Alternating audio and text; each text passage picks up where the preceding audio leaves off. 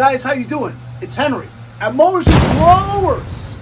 Welcome to another episode. Now, over the years on my channel, you've seen me work on a lot of stuff.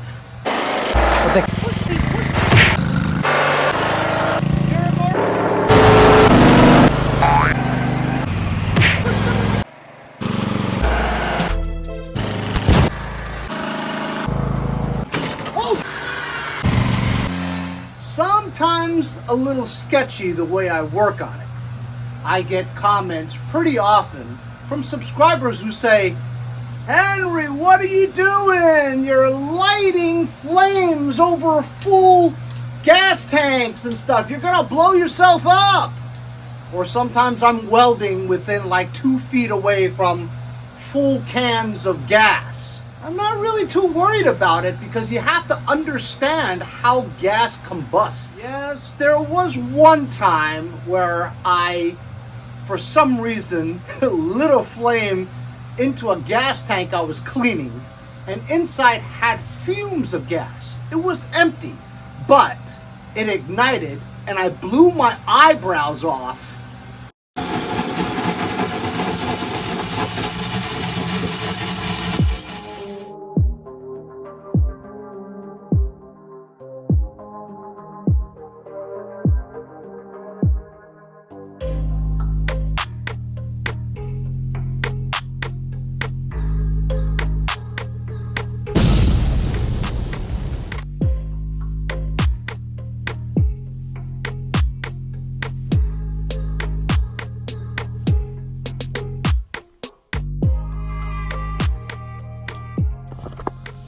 So, the vapors in the gas tank exploded. Big burst of flames went into my face, and I think I burned some hairs. Are my eyebrows still here? Holy cow. However, I knew that I wasn't really in any danger in terms of full gas tanks full of fuel, because of the volume of it. I saw this video many years ago. I want to say 6 years. As a matter of fact, this video that I'm about to show you is 11 years old, and it's made by a very likable guy. Now, my name's Curtis. So the following clips will help you understand that you can't just light a flame in front of a gas tank and think it's gonna blow up. It's not. You'll understand it better because gas actually needs to be atomized or misted for it to really ignite. You see from Curtis's channel, Just Think, he has full jars of combustible fuel. What we got here is a whole bunch of different kinds of fuel. This is jet fuel. The reason I made this video is because I don't like the myth that jet fuel is so flammable and so exotic and so dangerous. So I got all the different fuels. We can compare them all. This is jet fuel, Jet A. So those of you that have that 737 sitting in the backyard, you'll use this. Diesel. Diesel obviously in semi-trucks and pickup trucks and yeah, some cars that run on diesel. Heating oil for those on the East Coast. A lot of people use heating oil instead of propane or natural gas. Obviously a lot still use the natural gas, but some people use heating oil, so that's what that is. Kerosene. Okay, obviously you know what kerosene is, using the old lights. They don't use it too much anymore, but here you go. Avgas, or 100 low lead. So those of you that have your Cessnas out there, Cessna little piston aircraft, okay, internal combustion engines, not jet aircraft, but piston type aircraft, this is what you'll use. And finally, good old fashioned gasoline. Everybody knows what that is, using your cars. We also, as a side note, got butane. This is often used in the lighters, and propane, which you use to heat your house and cook your barbecue. There's very little isolation of anything. But if that jar was, let's say, a quarter full, and it has the sides of the jar to enclose fumes or mist, then it might explode. But because the volume of gas is so full, there's no way a flame is going to ignite that stuff and explode. So for instance, this gas tank here, it's about 75% full. If I took this cap off and then lit a flame to it, it might explode, because there's a reservoir here with gas fumes all the way over here. There's a lot of air in here too, mixed with the fumes. So that might explode. But still, the volume is so heavy that I still doubt it. But I'm not going to try. But this is just to give you an idea that gas by itself in volume will not explode. It needs to be packed tight somewhere with a lot of fumes. If there's not enough air, it's not going to combust. Just like a carburetor. The fuel-air mixture has to be perfect. If you have too much fuel and not enough air, it won't start, even in a mist. So let's get started. We're gonna see if we can catch any of these on fire. All right, so first on the docket is jet fuel. I was actually surprised when I started doing this at how many different colors there are of the different fuels, but jet fuel is totally clear, as you can see.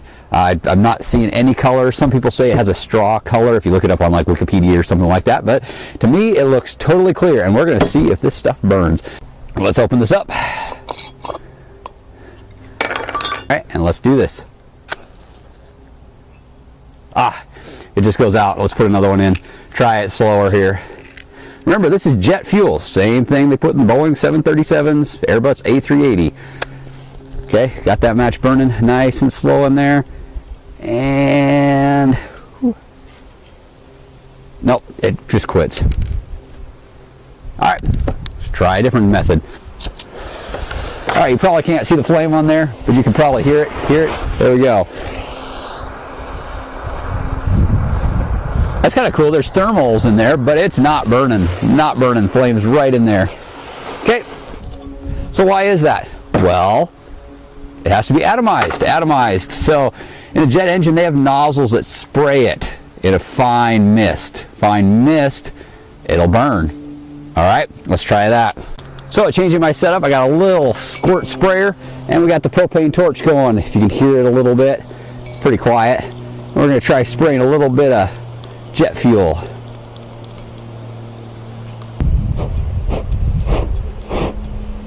Atomized, individual atoms. Okay, that's what makes it flammable. But yet, when you don't, it doesn't do this. Get all that diesel out of there. Or sorry, diesel, jet fuel. All right, so that's jet fuel. So next up we got diesel. Now diesel kind of has a green color to it, kind of yellow, maybe straw, and ta-da, it's like a little bit thicker than jet fuel. In fact, a lot of times it's called diesel oil because it's very oily. If you get it on your fingers, it's just like, ooh, got some slippery stuff on them. But let's see if this stuff burns. All right, open her up.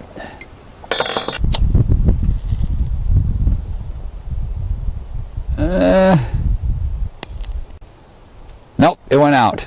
As soon as I dropped it in the fuel, there was just a little bit of the wood still burning, but it went out. See that? Nothing.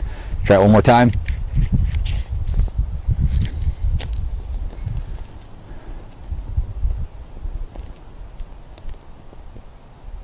It went out again. All right, let's get some more heat out.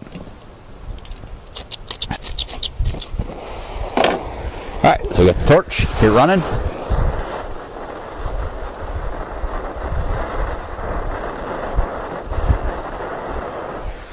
Oh, we got a little bit of flame on it. Look at that, it's burning just a little bit.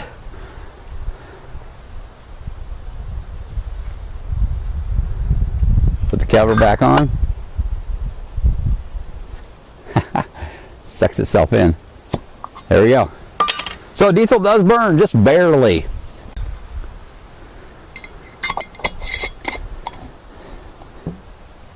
All right, next up I have heating oil. All right, now some of you might know my secret about this. Heating oil is actually exactly the same as diesel. What's the different colors? They actually dye heating oil this red color because you don't pay road tax on it. All right, so you know this federal government charges, I think, 17 cents per gallon for diesel, and the state, I think the state of Washington is 41 cents per gallon for fuel that's used on the road. However, if you heat your house with heating oil, you don't pay that tax. So what's to prevent you from just putting this in your car? Well, the color. If you are pulled over and they dip your tank and they find out there's red fuel in there, it is a big fine. But these two should be exactly the same. Diesel heating oil. Same thing, but we'll check. Same thing, open her up.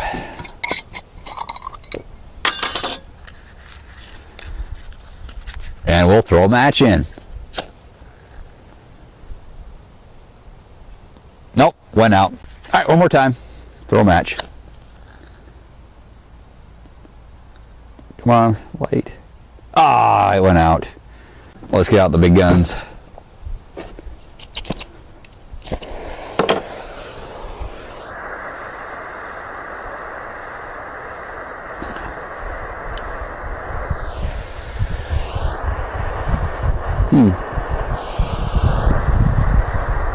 This one's not lighting. Oh well. So now you know why it's red. It's when they make it, it's not really red. It's just diesel, and they just make it red so that way you can't put it in your truck. Next up, kerosene. Now I know it's red. So where I got the kerosene, it was at a pump, just like you fill your car up. And I believe they dyed it red just so you didn't put it in your truck, because kerosene can actually be put in a diesel engine as well. So this regular diesel, during the summer, it's fine, works great. But when you get it cold enough, it turns into gel. It's kind of like a candle wax. I'll show you that in a second here. But this stuff, kerosene, doesn't turn into a gel until a lot colder temperatures, but it can be used in a diesel. So let's see if it burns. Same thing.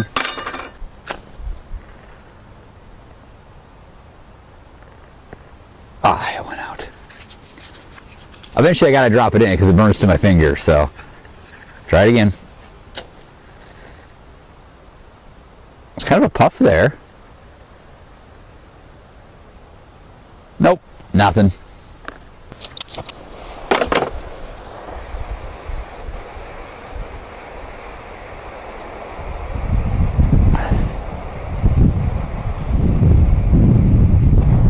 Oh. There's a little flame on there. I don't think it's there anymore. So you can get it to barely burn. I think a lot of what it is it's just heating up, so it's releasing enough molecules into the atmosphere, evaporating. So just as a quick recap, these 4 fuels do not really burn. These are all kind of in the same family. In fact, they're all pretty much interchangeable.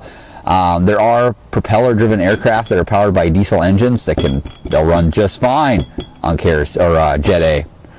Kerosene is used, in Alaska during the winter when diesel fuel would gel up and put in a diesel engine. These two are exactly the same except for the coloring. We got diesel and heating oil.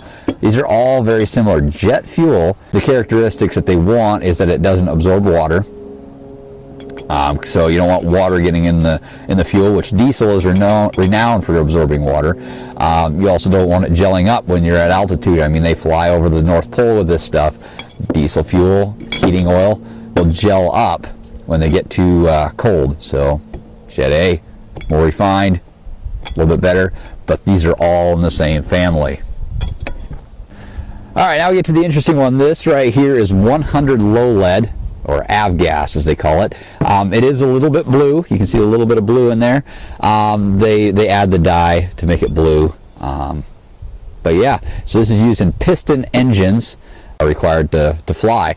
Now, it's very similar to regular auto gas. They don't put any ethanol in it because ethanol would absorb water. They don't want aviation fuel absorbing water, because if it does, and the engine pulls that in, it won't run. If your car quits running on the side of the road, shoot, bad day. If your engine quits running in your airplane, really bad day. And they also add a little bit of lead to this to make the octane rating 100. Now they're trying to phase out the lead, so there might not be 100 low lead, but there will be avgas, some replacement for this stuff. All right, so avgas is one of the ones that's more likely to actually catch fire. So we'll see here in just a second. Oh yeah, see? Got a little bit of flame on the top there. It's not a huge flame, but it is burning, okay? This is used in a regular piston spark plug type engine. So that explains why it burns. It has to atomize in a carburetor, unlike diesel. Put this on here. There we go. Put it out just like that. And the last one that we're gonna do right now, gasoline. Now I'm sure everybody is familiar with gasoline. It has kind of a yellow color. It's actually very similar to diesel. Here's the diesel, and here's the gasoline. It's a little bit lighter straw yellow. Diesel's a little bit darker. I mean, diesel's a lot thicker. Gasoline is like water. Diesel's more like has an oil. They're not anything close to the same, but the colors very similar. And gasoline, I'm pretty sure, as you know as well as I do, it burns. This will be the one that burns the best, I'm guessing for now. And you can smell it. You smell that. That is a good sign that it is flammable, because it has to be atomized in order to burn. All right, so we'll step back here just a little bit. Okay, so there you go. It burns. Very similar to aviation fuel 100 low lead, a little bit bigger. And you can just put it out, putting the cover on there. There we go. Burns nice, and as it heats up, it'll start burning more, obviously. So that's why when it started, it wasn't that big, but there we go. See? Got a little flame there. That's regular gasoline. All right, so these two are in the same family. 100 low lead avgas and gasoline. They both require a spark plug to run. They have high octane ratings, and they both evaporate a little bit. You know, if you leave them out, you can smell them more. Diesel and jet fuel, I mean, they smell a little bit, but not to the extent that these ones do. They evaporate. That evaporation is what's burning, not the liquid. All right, well, I hope you learned something today and enjoyed it. So once again, I did burn this jet fuel using a spray nozzle. However, these three will burn the same way. The heating oil, diesel, and kerosene all will do the same thing. And they're in the same family. They're very similar to each other despite the different colors. Remember the dyes in these two? That's why they're red. They're dyed. They're not actually that color. And these two are in the same family. And the blue is actually a dye as well, so you know that it's 100 low lead for your airplanes. So on an airport, these two fuels are available. You're for piston aircraft, for jet aircraft, you don't want to mix the two, so they put a little bit of dye in the piston aircraft fuel. And then regular gasoline, they're in the same family. They both require spark plugs to ignite, have high octane ratings, lower octane ratings.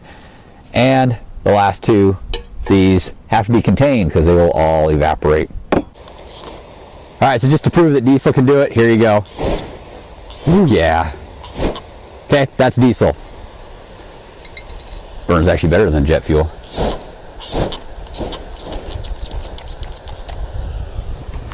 So here's the same thing. This is heating oil. Same setup, just to show that it's flammable. Oh yeah. Okay, proves the point.